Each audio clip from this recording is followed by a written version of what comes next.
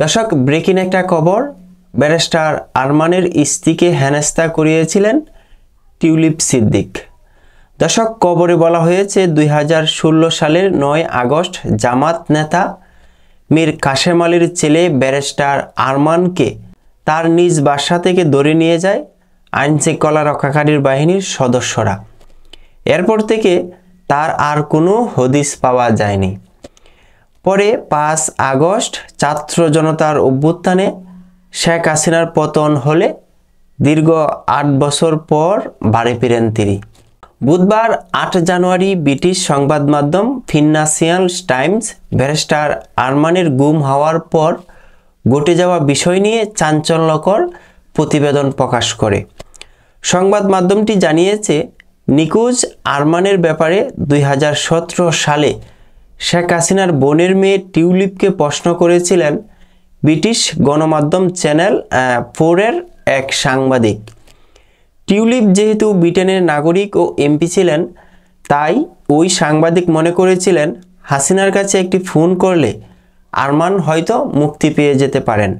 তবে ওই সাংবাদিকের প্রশ্নে ক্ষিপ্ত হন টিউলিপ। তিনি পরবর্তীতে তার ক্ষমতা ও প্রশাসন ব্যবহার করে আরমানের স্ত্রীকে হেনস্থা করান বলে অভিযোগ রয়েছে। ফিনান্সিয়াল টাইমসকে ব্যারিস্টার আরমান বলেছেন, চ্যানেল 4-এর প্রতিবেদনটি প্রচার করার কয়েক ঘন্টা আগে আইনশৃঙ্খলা বাহিনী আমার বাড়িতে যায়, আমার স্ত্রীকে চুপ থাকতে বলে। বাইরের দেশের কার কার সঙ্গে আমার স্ত্রীর যোগাযোগ আছে এ ব্যাপারে প্রশ্ন করে তাকে এমনভাবে হেনস্থা করে যেন কোনো এক সন্ত্রাসীকে জিজ্ঞাসাবাদ করা হচ্ছে। চ্যানেল 4-এর সাংবাদিক 2017 সালের 25 নভেম্বর টিউলিপ সিদ্দিকের কাছে যান, তাকে ব্যারিস্টার আরমান সম্পর্কে অবহিত করেন। আপনার একটি ফোন কল অনেক পার্থক্য গড়ে দিতে পারে। তখন ওই সাংবাদিকের উপর চড়াও হন টিউলিপ।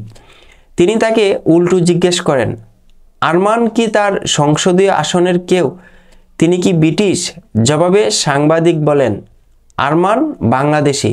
তার পরিবার আপনার কাছে একাধিকবার অনুরোধ করেছে কিছু করার জন্য।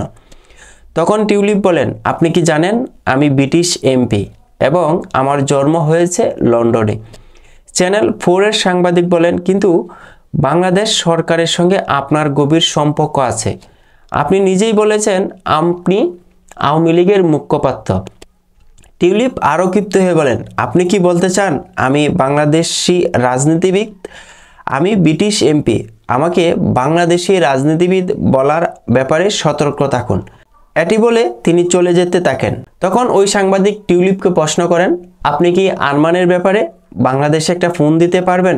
তখন টিউলিপ সরাসরি মানা করে দেন, আমি পারবো না। তখন সাংবাদিক বলেন, কেন পারবেন না? ব্যারিস্টার আরমান লন্ডনে পড়ালেখা করেছেন। 2016 সালের যুদ্ধ অপরাধের অভিযোগে তার বাবার বিচার চলাকালে তিনি তার আইনজীবীর ভূমিকা পালন করেছিলেন। ঠিক তখনই তাকে গুম করা হয়।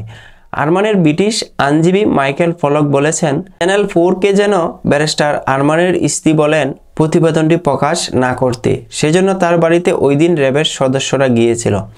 দেখুন, আপনি একজন ব্রিটিশ এমপিকে একটি বিষয়ে জিজ্ঞেস করেছেন, এরপরই র্যাবের মতো বাহিনীর কাছ থেকে হুমকি পেয়েছেন, যেটি হত্যা ও গুমের সঙ্গে জড়িত।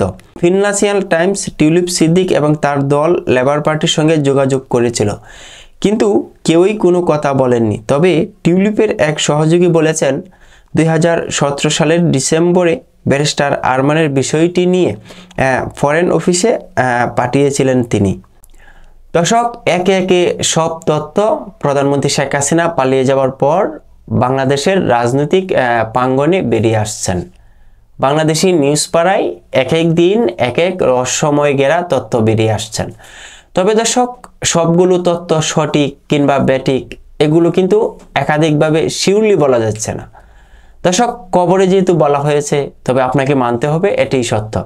দর্শক, আজকের মতো বিদায় নিচ্ছি। পরবর্তী রাজনৈতিক কোনো ব্রেকিং আপডেট আমার হাতে আসলে আপনাদেরকে জানিয়ে দেওয়ার চেষ্টা করব। দর্শক, ক্ষুদ্র মানুষ হিসেবে আপনাদেরকে সামান্যটুকু নিউজ আমি শোনাতে বারবার চেষ্টা করি, ব্রেকিং যে নিউজগুলো। দর্শক, আমার চ্যানেলের ভিডিওগুলো আপনাদের কাছে ভালো লাগলে অবশ্যই আমার এই চ্যানেলটি সাবস্ক্রাইব করবেন এবং সব সময় আমাকে একটু সহযোগিতা করবেন। ধন্যবাদ, সকলে ভালো থাকবেন এই প্রত্যাশা। আসসালামু আলাইকুম।